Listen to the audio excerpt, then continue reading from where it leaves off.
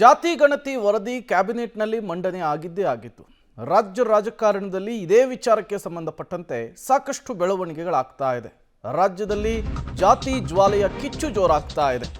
ರಾಜ್ಯ ರಾಜಕೀಯದಲ್ಲಿ ಜಾತಿ ಗಣತಿಯ ಜಟಾಪಟಿ, ಜಾತಿ ಗಣತಿಗೆ ಬಿಜೆಪಿ ಸೇರಿ ಹಲವರು ವಿರೋಧವನ್ನು ವ್ಯಕ್ತಪಡಿಸುತ್ತಿದ್ದಾರೆ.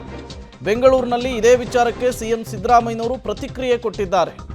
ಏಪ್ರಿಲ್ 17ರಂದು ಕ್ಯಾಬಿನೆಟ್ನಲ್ಲಿ ಈ ವಿಚಾರವನ್ನು ನಾವು ಚರ್ಚೆ ಮಾಡ್ತೀವಿ. ಜಾತಿ ಗಣತಿ ವರದಿ ಚರ್ಚೆಗಾಗಿಯೇ ವಿಶೇಷ ಕ್ಯಾಬಿನೆಟ್ ಅನ್ನು ನಡೆಸ್ತಾ ಇದ್ದೇವೆ. ಚರ್ಚೆಯನ್ನ ಮಾಡಿ ಮುಂದಿನ ತೀರ್ಮಾನವನ್ನು ತೆಗೆದುಕೊಳ್ತೇವೆ ಅಂತ ಹೇಳಿ ಬೆಂಗಳೂರಿನಲ್ಲಿ ಸಿಎಂ ಸಿದ್ದರಾಮಯ್ಯನವರು ಜಾತಿ ಗಣತಿಯ ವರದಿ ವಿಚಾರಕ್ಕೆ ಸಂಬಂಧಪಟ್ಟಂತೆ ಮತ್ತೊಮ್ಮೆ ಮಾತನಾಡಿದ್ದಾರೆ. ಮುಸ್ಲಿಮರ ಓಲೈಕೆ ಮಾಡ್ತಾ ಇದೆ ಸರ್ಕಾರ ಅಂತ ಬಿಜೆಪಿನವರು ಆರೋಪ ಮಾಡಿದ್ದಾರೆ. ನಾನು 17 ಆದ್ಮೇಲೆ ಯಾಕಂದ್ರೆ ಎಲ್ಲ ಮಿನಿಸ್ಟ್ರಿಗಳಿಗೂ ಕೂಡ ಅದರ 17ನೇ ತಾರೀಕು ಅದಕ್ಕೋಸ್ಕರ ಚರ್ಚೆ ಮಾಡಲಿಕ್ಕೋಸ್ಕರ ಕ್ಯಾಬಿನೆಟ್ ಮೀಟಿಂಗ್ ಇದನ್ನ ಅದೊಂದೇ ಸಬ್ಜೆಕ್ಟ್ ಇಟ್ಕೊಂಡು ಕರೆದಿದ್ದೀವಿ. ಅಲ್ಲಿ ಚರ್ಚೆ ಮಾಡ್ತೀವಿ.